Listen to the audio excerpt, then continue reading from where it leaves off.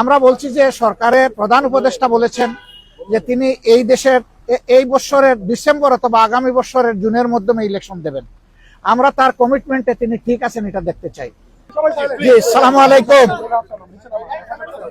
আপনারা ইতিমধ্যেই জেনেছেন মিডিয়ার মাধ্যমে এবং এখানে এসেও জেনেছেন যে আমেরিকার দুইজন ডেপুটি অ্যাসিস্ট্যান্ট ফরেন সেক্রেটারি আজকে আমাদের দেশ ভিজিট করছেন।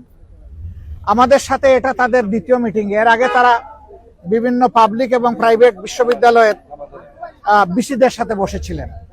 সেখানে মত বিনিময় করার পরে রাজনৈতিক দল হিসেবে আমাদের সাথে তারা প্রথম বসেছেন।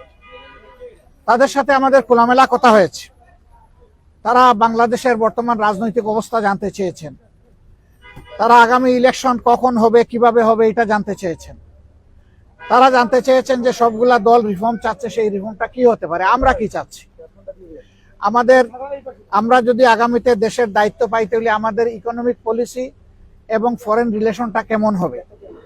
তারা রিজিয়নাল বিভিন্ন বিষয়ে, আঞ্চলিক বিষয়গুলো আমাদের কাছ থেকে জানতে চেয়েছেন। আমরা এই সমস্ত বিষয়ে তাদের সাথে খোলামেলা কথা বলেছি। তারা মাইনরিটি ইস্যু নিয়ে কথা বলেছেন। তারা এখানে ওমেন্সদের রাইটস নিয়ে কথা বলেছেন। তারা লেবার রাইটস নিয়ে কথা বলেছেন। আমরা এই সবগুলা বিষয়ে তাদের সাথে কনভারসেশন করেছি। এর পাশাপাশি আমরা তাদেরকে অনুরোধ করেছি যে আমাদের দেশ এখন একটা ক্রিটিক্যাল জাংচারে আছে, একটা ক্রুশিয়াল টাইম পাস করছে। এই সময় আমেরিকার পক্ষ থেকে 37% যে ট্যারিফ ইম্পোজ করা হয়েছে এটা যেন তারা পুনর্বিবেচনা করে, এবং আমরা অনুরোধ করেছি আমাদের এই অনুরোধ তারা যেন পৌঁছে দেন। আমরা জানি ইতিমধ্যে আমাদের সরকারের পক্ষ থেকে একই অনুরোধ ফরমাল চিঠির মাধ্যমে জানানো হয়েছে। আমরা আশা করি যে তারা এইটুকু উপলব্ধি করে আমাদেরকে সহযোগিতা করবেন। এবং আমরা কমিটমেন্ট বলেছি যে অলরেডি আমরা ডেমোক্রেটিক নর্মসের উপরে কমিটমেন্ট। আমরা আমাদের দলের ভিতরে গণতন্ত্র চর্চা করি এবং আমরা একই গণতন্ত্রের চর্চা করতে চাই। এর জন্য আমাদের যা করণীয় তাই আমরা করব। উদাহরণস্বরূপ আমরা বলেছি যে প্রত্যেকটা ক্রেডিবল ইলেকশনে আমরা অংশগ্রহণ করেছি, কম হোক বেশি হোক সংসদের ভিতরে আমাদের সংসদ সদস্য ছিলেন। At the same time election যখন বাংলাদেশে একবার মৃতপ্রায় হয়ে গিয়েছিল এরশাদ সাহেবের সময়, তখনকার আমির অধ্যাপক গোলাম আজম সাহেবই ইলেকশনকে জীবন ফিরিয়ে দিয়েছিলেন কেয়ারটেকার সরকারের ফর্মুলা প্রস্তাবনার মাধ্যমে, যেটা পরবর্তী পর্যায়ে বাংলাদেশের সংবিধানে অন্তর্ভুক্ত হয়েছিল।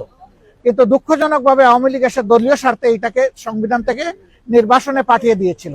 এখন আবার সারা জাতি এটি চাচ্ছে এবং আশা করি আমরা এটা আবার পুনঃপ্রতিষ্ঠিত হবে। আমরা আগামী নির্বাচনটা পিয়ার ভিত্তিতে করতে চাই, যেটা ইতিমধ্যেই আমরা বলেছি, আপনারা জানেন। কেন চাই সেটাও আমরা বলেছি, আপনারা জানেন, নতুন করে বলার দরকার নেই। তারা শুধু এতটুকু জানতে চেয়েছেন যে আমরা কখন এই নির্বাচনটা অনুষ্ঠান দেখতে চাচ্ছি। আমরা বলছি যে সরকারের প্রধান উপদেষ্টা বলেছেন যে তিনি এই দেশের এই বছরের ডিসেম্বর অথবা আগামী বছরের জুনের মধ্যে ইলেকশন দেবেন। আমরা তার কমিটমেন্টে তিনি ঠিক আছেন এটা দেখতে চাই। আর আমাদের ভিউ হচ্ছে যে এটা রমজানের আগেই শেষ হয়ে যাওয়া দরকার। ওই জুন পর্যন্ত অপেক্ষা করলে তখন বর্ষা, ঝড় ঝাপটা, বিভিন্ন ধরনের প্রাকৃতিক দুর্যোগ আসবে, তখন আবার ইলেকশনটা অনিশ্চিত হয়ে যাওয়ার আশঙ্কা দেখা দিবে। আমরা এই জন্য চাচ্ছি ওই আশঙ্কার আগেই, রমজানের আগে যাতে এটা হয়ে যায়, আমরা সেটা আমাদের মত। আমরা বলেছি যে এরকম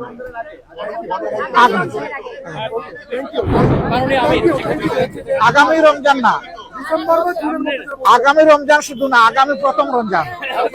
আগামী অনেক রমজান আসবে, তবে আগামী প্রথম রমজান